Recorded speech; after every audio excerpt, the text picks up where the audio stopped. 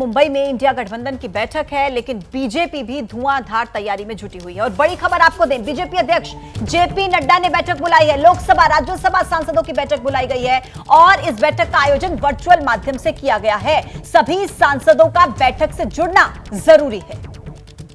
तो मेरी माटी मेरा देश को लेकर निर्देश मिल सकते हैं। इस बैठक में वर्चुअल माध्यम से इस बैठक का आयोजन किया गया है, लेकिन सभी सांसदों का इस बैठक से जुड़ना अनिवार्य है।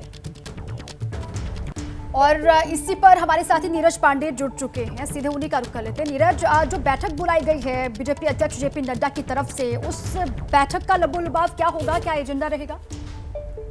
आपको बता दूं कि भाजपा अध्यक्ष जेपी नड्डा ने मेरा माटी मेरा देश कार्यक्रम जो प्रधानमंत्री नरेंद्र मोदी के आह्वान पर शुरू किया गया है, उसको लेकर आज बैठक बुलाई है, जिसमें सभी सांसद जो लोकसभा और राज्यसभा के सांसद हैं भारतीय जनता पार्टी, उनको सबको वर्चुअली जोड़ा गया है। उनके साथ ये बैठक शुरू हो गई है। जेपी नड्डा वो सबको ये संबोधित करेंगे कि कैसे आप अपने क्षेत्रों में जाकर मेरी माटी मेरा प्रोग्राम में बढ़ चढ़कर हिस्सा लें, ताकि ज्यादा से ज्यादा लोगों से आप कनेक्ट हो सकें और इस कार्यक्रम के तहत आप अपनी जो योजनाएं हैं, आप अपने केंद्र सरकार की जो उपलब्धियां हैं उनको लोगों तक पहुंचा सके, जिसका सीधा फायदा आने वाले 5 राज्यों के विधानसभा चुनाव और लोकसभा चुनाव में मिल सके। तो दरअसल ये चुनावी तैयारियों को लेकर एक स्टेप है।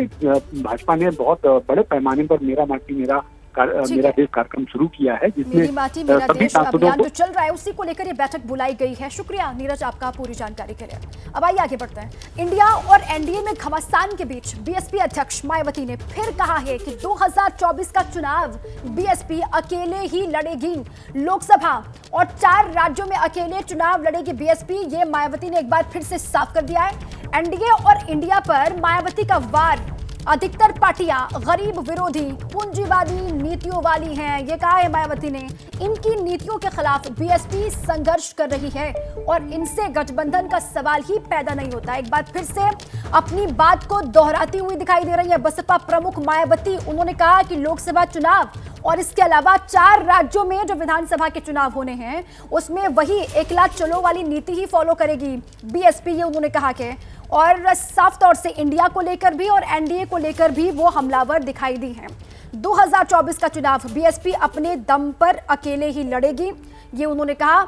एनडीए और इंडिया पर मायावती का वार, उन्होंने कहा कि अधिकतर पार्टियां जो हैं वो गरीब विरोधी हैं, पूंजीवादी नीतियों वाली हैं और इनकी नीतियों के खिलाफ बीएसपी लगातार लड़ रही है, संघर्ष कर रही है और ऐसी पार्टियों से गठबंधन का सवाल पैदा ही नहीं होता कि ये मायावती ने बात रखी है। देखिए, ट्वीट भी उनकी तरफ से किया गया, ना एनडीए के साथ ना इंडिया के साथ अकेले चुनाव लड़ेंगी मायावती, बीएसपी अकेले चुनाव लड़ेगी, इस बात का जिक्र और इस बात की क्लैरिटी उन्होंने अपने ट्वीट के माध्यम से दी है। अब देखिए, विपक्ष का नेता कौन होगा? पीएम मोदी के खिलाफ विपक्ष की तरफ से पीएम का चेहरा कौन होगा, यह सवाल लगातार बना हुआ है। लेकिन इसी बीच कांग्रेस के इंस्टाग्राम पर कुछ तस्वीरें शेयर की गई, जिसमें एक तस्वीर ऐसी थी जिसमें राहुल गांधी सबसे आगे दिख रहे हैं और बाकी के नेता जो हैं वो तस्वीर में राहुल से पीछे नजर आ रहे हैं। अब कौन होगा विपक्ष का नेता, ये एक बड़ा सवाल है। लेकिन ये जो एक तस्वीर है ये सामने आई है जिसमें राहुल गांधी सबसे आगे नजर आ रहे हैं। अब आप इस तस्वीर के मायने समझिए, जिसमें राहुल गांधी को इस तस्वीर के माध्यम से सबसे आगे पोर्ट्रे किया गया, सबसे आगे दिखाया गया है। लेकिन जो बाकी के नेता हैं जिन्हें आप इन तस्वीर में देख सकते हैं, सोनिया गांधी हो बेशक वो, या अखिलेश यादव हो, या और भी कई नेता आपको इन तस्वीरों में नजर आ रहे हैं, इन्हें राहुल गांधी से पिछले वाली पंक्ति में रखा गया है। और देखिए, इंडिया गठबंधन की 31 अगस्त और 1 सितंबर को मुंबई में होने वाली मीटिंग से पहले पीएम फेस को लेकर बयानबाजी लगातार जारी है, ये आप जानते हैं। अब आम आदमी पार्टी की ओर से अरविंद केजरीवाल को पीएम कैंडिडेट बनाने की मांग उठी है। आम आदमी पार्टी की राष्ट्रीय प्रवक्ता प्रियंका कक्कड़ ने कहा है कि मैं चाहूंगी कि अरविंद केजरीवाल प्रधानमंत्री पद के उम्मीदवार बने, क्योंकि इतनी कमर तोड़ महंगाई में भी दिल्ली में महंगाई सबसे कम है। लोगों को फ्री बिजली, फ्री पानी, फ्री शिक्षा और महिलाओं के लिए फ्री बस सेवा जैसी सुविधाएं दी जा रही है दिल्ली में, फिर भी दिल्ली का सरप्लस बजट पेश किया गया। मैं तो चाहूंगी अरविंद केजरीवाल जी हो प्रधानमंत्री के उम्मीदवार भी, और उसका तर्क है कि इतनी कमर तोड़ महंगाई में भी लगातार दिल्ली एक ऐसा राज्य है जो देश की राजधानी है, फिर भी सबसे कम महंगाई है दिल्ली में। फ्री पानी मिलता है 20,000 लीटर प्रति महीना, फ्री अच्छी शिक्षा मिलती है, फ्री बिजली मिलती है, फ्री महिलाओं को बस यात्रा मिलती है, फ्री बुजुर्गों को तीर्थ यात्रा मिलती है, और इस सबके बाद भी एक मुनाफे का बजट पेश किया जाता है। तो देखिए, एक तरफ इंडिया गठबंधन लगातार बड़े बड़े दावे कर रहा है, लेकिन बीजेपी कह रही है कि विपक्ष का ये जो मेल है ये ठीक नहीं बैठेगा। तो देखिए, जिस तरीके से बड़े बड़े दावे एक तरफ विपक्ष के, लेकिन बीजेपी इस पर पलटवार कर रही है। सुनिए। गठबंधन की मुंबई में बैठक हो रही है और जो सूत्रों से जानकारी निकल के सामने आ रही है कि अब संयोजक के तौर पर मल्लिकार्जुन खड़गे का नाम सामने आ रहा है। हालांकि शुरुआत नीतीश कुमार के चेहरे से हुई थी, कहा गया था कि नीतीश कुमार संयोजक हो सकते हैं, उसके बाद ममता बनर्जी जैसे तमाम चेहरों का जिक्र किया गया और अब जो मल्लिकार्जुन खड़गे का नाम सामने आ रहा है। हमारे साथ मौजूद है सुशील मोदी जी। सुशील जी, नीतीश कुमार ने शुरुआत की थी, सबको एक साथ लाने की चर्चा ये हुई थी कि वो संयोजक हो सकते हैं, लेकिन अब जानकारी निकल के सामने आ रही है कि मल्लिकार्जुन खड़गे वो चेहरा हो सकते हैं संयोजक का। देखिए, पहले तो नीतीश जी का सपना चकनाचूर हो गया जब वो प्रधानमंत्री पद की दावेदारी कर रहे थे और राहुल गांधी को अघोषित तरीके से प्रधानमंत्री पद का उम्मीदवार घोषित कर दिया गया। फिर उसके बाद उनके समर्थकों ने प्रचार किया कि वे संयोजक बनेंगे। उसकी हवा लालू यादव ने निकाल दिया और लालू यादव ने कहा कि कोई एक संयोजक नहीं बनेगा, अलग अलग। तो नीतीश जी का पत्ता काटने के लिए क्षेत्रीय संयोजक बनाने की बात आ रही है। नीतीश जी की जिस प्रकार से उपेक्षा हुई बेंगलुरु की बैठक में, उसके कारण वो नाराज होकर बेंगलुरु की बैठक से लौट कर आगे प्रेस कॉन्फ्रेंस में भी नहीं रहे, यहाँ तक कि पटना में भी मीडिया को उन्होंने संबोधित नहीं किया। और अब तो ये जो बैठक हो रही है, इस बैठक के अंदर प्रफुल्ल पटेल पिछली बैठक पटना की बैठक में गए थे एनसीपी की ओर से, अब उनके साथ नहीं हैं। शरद पवार एक घायल सेनापति के रूप में एक टूटी हुई पार्टी को लेकर बैठक में शामिल हो रहे हैं। लेकिन इन बैठकों से कोई फर्क नहीं पड़ेगा। देश के अंदर नरेंद्र मोदी की जो लोकप्रियता है उसका कोई गठबंधन मुकाबला नहीं कर सकता। ये मल्लिकार्जुन खड़गे का नाम चर्चा में अब आ रहा है संयोजक के तौर पर, इसको आप कैसे देखते हैं? क्योंकि कहा ही जा रहा है कि एक दलित चेहरा, अनुभवी चेहरा प्रधानमंत्री नरेंद्र मोदी के जो है के खिलाफ ये एक बड़ा चेहरा हो सकता है। क्या अब बेचारे खड़गे साहब, देखिए मैं उनके स्वास्थ्य पर कोई टिप्पणी नहीं करना चाहूँगा। उनकी जो उम्र हो गई, उनके जो स्वास्थ्य की स्थिति है, उनको बलि का बकरा बना दें, लेकिन इसके ज़्यादा वो कुछ नहीं हो सकते हैं। संयोजक बन सकते हैं, लेकिन वो कोई गठबंधन के चेहरा होंगे ऐसा मुझे नहीं लगता है। इसलिए संयोजक होना एक बात है, चेहरा होने का चेहरा तो घोषित अघोषित तरीके से राहुल गांधी हैं और वही चेहरा रहेंगे। तो देखिए, गठबंधन का नेता कौन, गठबंधन की नीति क्या और संयोजक कौन होगा, इसको लेकर बीजेपी लगातार हमलावर है। हमारे दोस्त साथी हमारे साथ जुड़े हुए हैं, सीधे उन्हीं का रुख कर लेते हैं। मृत्युंजय सिंह जुड़े हुए मुंबई से और अंकित गुप्ता है दिल्ली से। लेकिन सबसे पहले मृत्युंजय आप ही का रुख कर रहे हैं, क्योंकि वहीं पर मीटिंग भी होने वाली है। कितनी सुगबुगाहट आप देख पा रहे हैं कल और परसों की होने वाली बैठक को लेकर, और कब से जो इंडिया गठबंधन के तमाम दलों के चेहरे हैं वो पहुंचने शुरू हो जाएंगे वहां? देखिए, एक मकसद है, एक उद्देश्य है जिसको लेकर ये तमाम पार्टियां, तमाम नेता एक मंच पर आ रहे हैं, वो है नरेंद्र मोदी का सामना करना। लेकिन वहीं चुनौतियां ये है कि आखिरकार इनका चेहरा कौन होगा, और ये सबसे बड़ा सवाल है। आपको बता दें कि कल बीती शाम लालू यादव और उनके बेटे तेजस्वी यादव मुंबई में आ चुके हैं। अभी 10:30 बजे फारूक अब्दुल्ला पहुंच चुके हैं। शाम 4 बजे ममता बनर्जी पहुंचेंगी और कल दिन भर सुबह से लेकर शाम तक तमाम जो अन्य इंडिया गठबंधन दलों के नेता हैं, चाहे दक्षिण भारत की पार्टियों के हों, उत्तर भारत के हों, वो तमाम लोग कल पहुंचना शुरू हो जाएंगे। कुछ लोग देर शाम 4:30-5 बजे तक पहुंचेंगे। कल एक डिनर रखा गया है। ये डिनर कांग्रेस पार्टी शिवसेना की तरफ से रखा गया है, उद्धव ठाकरे ग्रुप की तरफ से, और जो परसों 1 तारीख को लंच रखा गया है वो कांग्रेस पार्टी की तरफ से रखा गया है। कहीं न कहीं यहां अब देखना होगा कि क्या इस बैठक में कोई संयोजक चुना जाता है या कोई चेहरा चुना जाता है। जो जानकारी मिल रही है सूत्रों के हवाले से कि लोगो डिसाइड हो सकता है, और ये लोगो 2024 में कश्मीर से लेकर कन्याकुमारी तक इंडिया गठबंधन जनता के बीच लेकर जाएगी।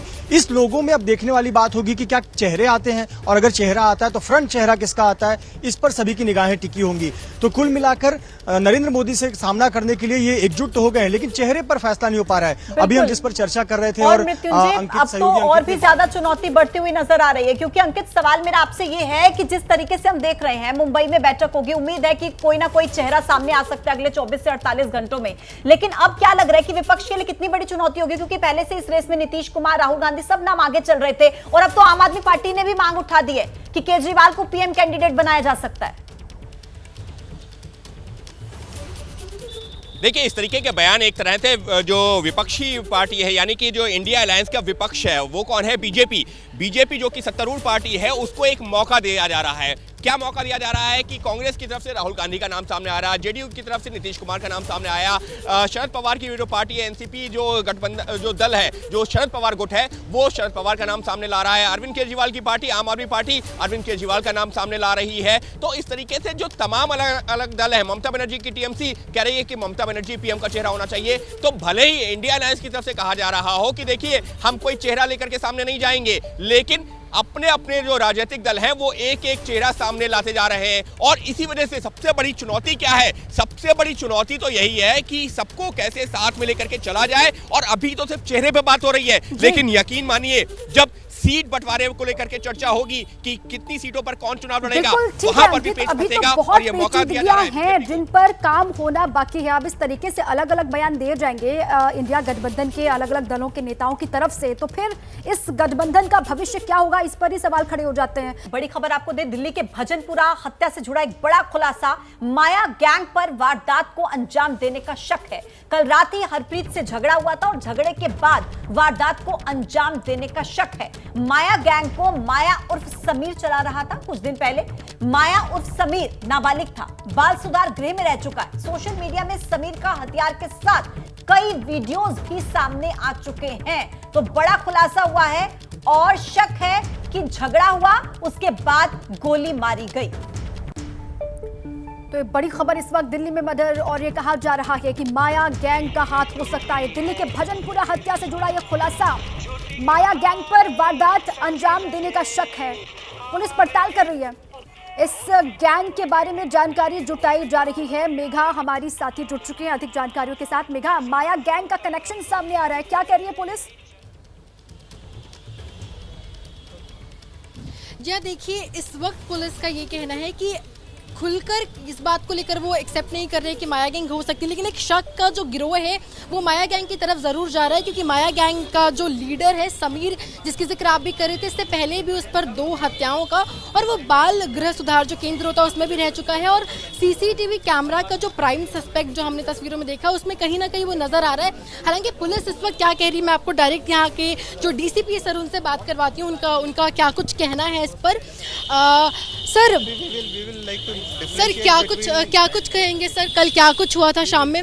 सर ये मैं बताऊं कि कल देर शाम की घटना है और साफ तौर पे कहना है कि हरप्रीत और गोविंद जो रिश्ते में मामा और भांजे भी थे और जा रहे थे, जबकि अचानक से कुछ बाइक में दोनों के झगड़ा हुआ। और पहला जो नज़र में पुलिस ये बता रही है कि पहली नज़र में रॉबरी का मामला सामने आ रहा है।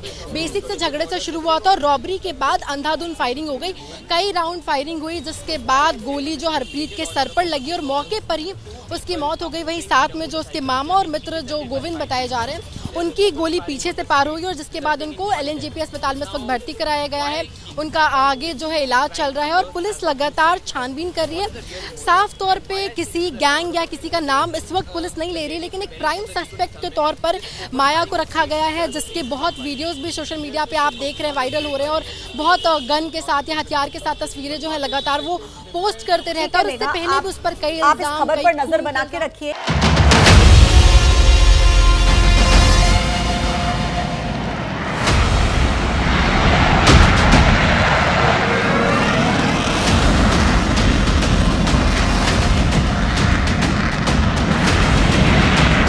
पाकिस्तान चीन का नया खेल, टारगेट पर राफेल।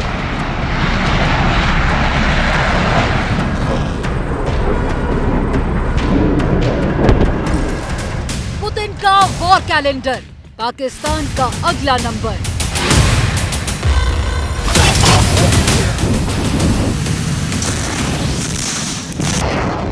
जंग की बड़ी तैयारी, पाकिस्तान को पड़ेगी भारी।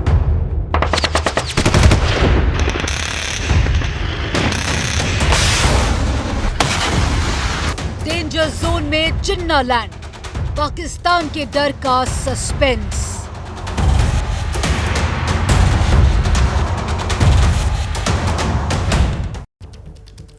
ब्रेक के बाद स्वागत है आपका, आप देख रहे हैं एबीपी न्यूज। कहते हैं कि विनाश काले विपरीत बुद्धि, मतलब जब विनाश का समय करीब आता है बुद्धि सही तरीके से काम नहीं करती। पाकिस्तान के साथ भी कुछ ऐसा ही है। पाकिस्तान एक तरफ चीन के साथ जॉइंट एयरफोर्स एक्सरसाइज कर रहा है, तो दूसरी ओर पाकिस्तान यूक्रेन को हथियार सप्लाई करने में लगा हुआ है। यानी कि पाकिस्तान अब भारत के साथ रूस को भी युद्ध के लिए उकसा रहा है। लेकिन क्यों? पाकिस्तान क्यों अपनी ही तबाही को न्योता दे रहा है? क्या इसके पीछे पाकिस्तान का कोई डर है? इन्हीं सवालों के साथ आप हमारे साथ देखिए डेंजर जोन में जिन्ना लैंड और पाकिस्तान के डर की कहानी।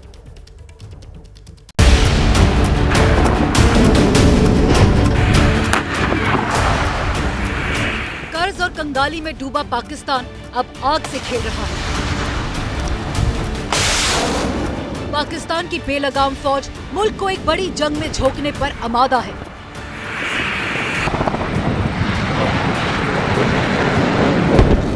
क्योंकि पाकिस्तान ने भारत ही नहीं बल्कि रूस से भी बड़ा पंगा ले लिया है।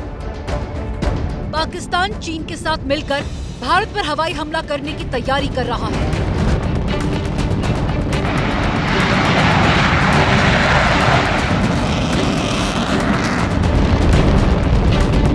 तो दूसरी ओर यूक्रेन को हथियार बेचकर अपनी जेब भर रहा है। लेकिन पाकिस्तान की ये दोहरी चालबाजी उस पर भारी पड़ने वाली है। चीन के साथ वॉर एक्सरसाइज, यूक्रेन को हथियारों की सप्लाई, भारत रूस के साथ डबल गेम, पाकिस्तान के खुफिया प्लान का सस्पेंस।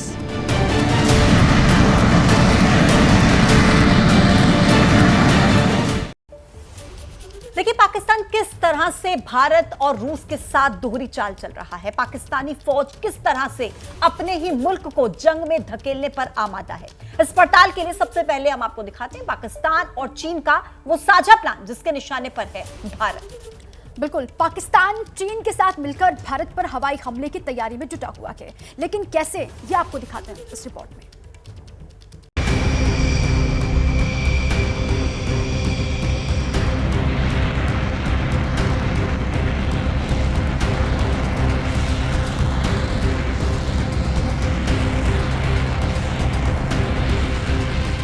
आसमान में उड़ान भरते लड़ाकू विमान, हवाई हमले की प्रैक्टिस में जुटे पायलट और जंग के दौरान दुश्मन को टारगेट करने की तैयारी।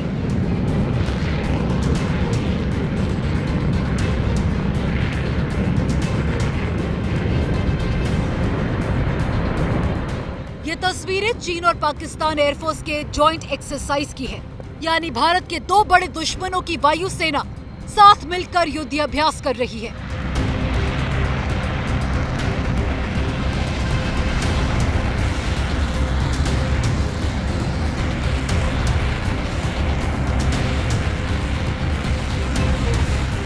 पाकिस्तान और चीन का साझा युद्धाभ्यास शाहीन 10 सोमवार को शुरू हुआ है और इसके तहत दोनों देश हवाई हमले की ऐसी प्रैक्टिस कर रहे हैं मानो दुश्मन उनके सामने हो।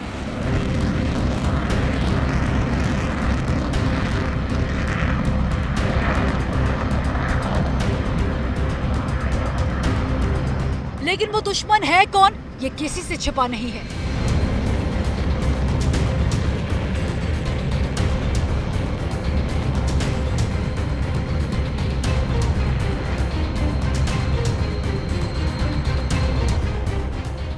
बहरहाल चीन के रक्षा मंत्रालय ने एक बयान जारी कर तस्वीर साफ कर दी है। बयान के मुताबिक चीन और पाकिस्तान की वायुसेना युद्धाभ्यास के दौरान हवाई रक्षा, जवाबी कार्रवाई और संयुक्त रूप से कब्जा करने और कंट्रोल करने की ट्रेनिंग ले रहे हैं।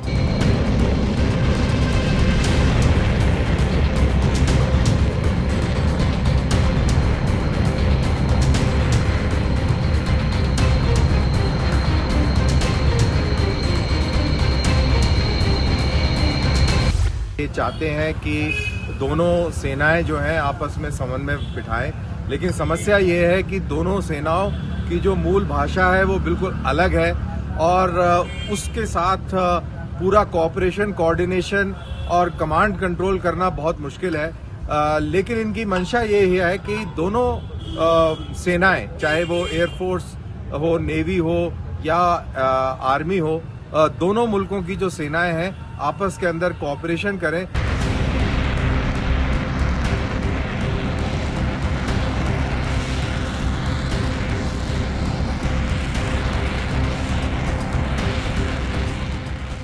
पाकिस्तान और चीनी वायुसेना की जॉइंट एक्सरसाइज को हल्के में नहीं लिया जा सकता। चीन के रक्षा मंत्रालय के मुताबिक इस हवाई अभ्यास में दोनों देश के लड़ाकू विमान शामिल होंगे।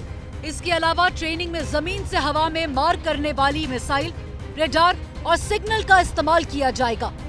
इस अभ्यास में चीनी नौसेना की यूनिट भी शामिल होगी। दरअसल पाकिस्तान और चीन कई बरसों से भारत को दो मोर्चों पर घेरने की कोशिश में जुटे हैं। शाहीन एक्सरसाइज का मकसद भी यही है। शाहीन 10 इसकी 10वीं कड़ी है। लेकिन जानकार बताते हैं कि पाकिस्तान और चीन के हवाई अभ्यास का बड़ा टारगेट अब भारत के दो ताकतवर लड़ाकू विमान राफेल और सुखोई है।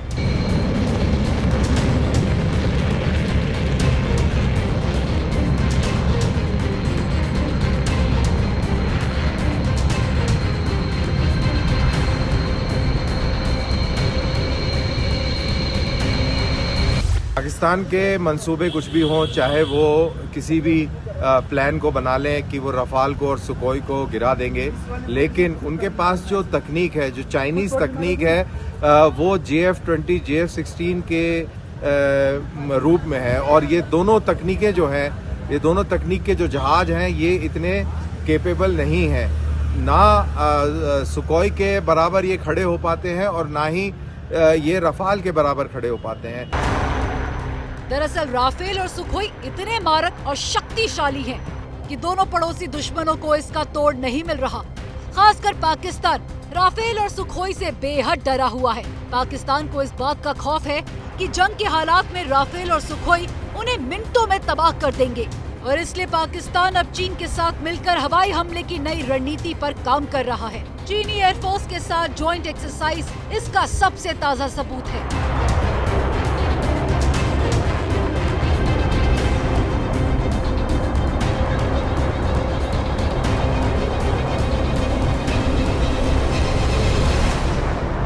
याद रहे कि सुखोई के अंदर अब रूसी रडार नहीं है, भारत में ही विकसित रडार हैं, भारत में ही विकसित air to air beyond visual range missile है। तो रूसी टेक्नोलॉजी से भी कहीं आगे एडवांस स्टेज के एयरक्राफ्ट सुखोई बन चुके हैं और रफाल इन एनी केस दुनिया के जदीद तरीन एयरक्राफ्ट में से है। तो ये पाकिस्तान इस मंसूबे में कामयाब नहीं हो पाएगा।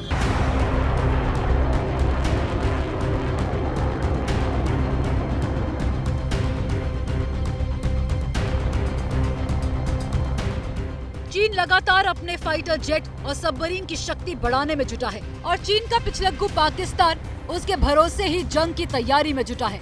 चीन पाकिस्तान को लड़ाकू विमान से लेकर सबमरीन और युद्धपोत तक दे रहा है। पाकिस्तान एक सिक्योरिटी स्टेट है और इतनी आर्थिक बदहाली के बावजूद वो इतनी बड़े लेवल की एक्सरसाइज कर रहा है, ये बहुत आश्चर्यजनक है। दरअसल वो अपने आवाम के साथ धोखा दे रहा है और ऐसा करने से उसकी इकोनॉमिक हालत और ज़्यादा बदहाल हो जाएगी और उसकी तरफ से वो किसी भी तरीके के तेवर हमारे खिलाफ दिखा ले, उसको अच्छी तरह मालूम है कि उसका फायदा कुछ नहीं होना है। सवाल है कि पाकिस्तान चीन के भरोसे आखिर कब तक रहेगा? क्या जंग की हालात में चीन उसे तबाह होने से रोक पाएगा? देखिए, हिंदुस्तान से टकराने का मतलब क्या है, ये पाकिस्तान से बेहतर कौन समझ सकता है। जंग की हालत में जमीन से लेकर आसमान तक भारत के सामने पाकिस्तान कहीं पर भी नहीं टिका और इसीलिए पाकिस्तान की सारी तैयारी चीन के भरोसे है। लेकिन यहाँ पाकिस्तान ने एक भयंकर भूल कर दी है। पाकिस्तान ने यूक्रेन को हथियार सप्लाई कर ऐसी गुस्ताखी की है कि उसे अब चीन भी नहीं बचा सकता।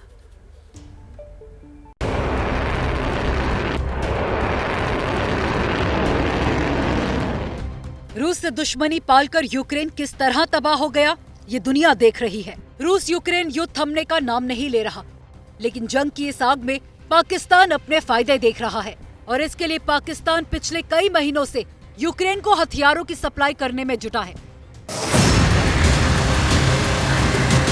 पाकिस्तान की करतूत रूस से छिपी नहीं है, लेकिन पाकिस्तान अपनी हरकतों से बाज नहीं आ रहा और इसलिए रूस के सब्र का बांध अब टूट रहा है। रूस की चेतावनी के बाद भी अगर पाकिस्तान नहीं माना तो इसका खामियाजा उसे भुगतना पड़ेगा और हो सकता है कि यूक्रेन के बाद रूस का अगला टारगेट पाकिस्तान हो। पाकिस्तान पर अगर पुतिन का कहर बरपा तो अंजाम क्या होगा, इसका अंदाजा लगा पाना भी मुश्किल है। आज की तारीख में कोई इलेक्टेड गवर्नमेंट नहीं है। मिलिट्री का दबदबा वैसे ही हमेशा रहा है और अब और बढ़ जाएगा। पाकिस्तान के पास पैसा नहीं है कि वो अपनी इकोनॉमी को बचा सके, वो लोन्स के ऊपर डिपेंडेंट है। इस सिचुएशन के अंदर पाकिस्तान अगर लड़ाई की सोच रहा है तो इससे बड़ा पागल देश और पागल लीडरशिप हो ही नहीं सकती। अगर उसने ये कुछ कोशिश भी की तो पाकिस्तान इस धरती से मिट जाएगा। पुतिन ने अगर पाकिस्तान को सबक सिखाने की ठान ली तो चीन भी अपने पैर पीछे खींच लेगा। जिस चीन को पाकिस्तान सबसे बड़ा मददगार समझता है, जिसके साथ पाकिस्तान युद्धाभ्यास कर रहा है, वो चीन पाकिस्तान को अपना मोहरा बना चुका है। और इस हकीकत से चीन भी वाकिफ है कि पाकिस्तान अगर हिंदुस्तान से टकराया तो उसकी तबाही तय है।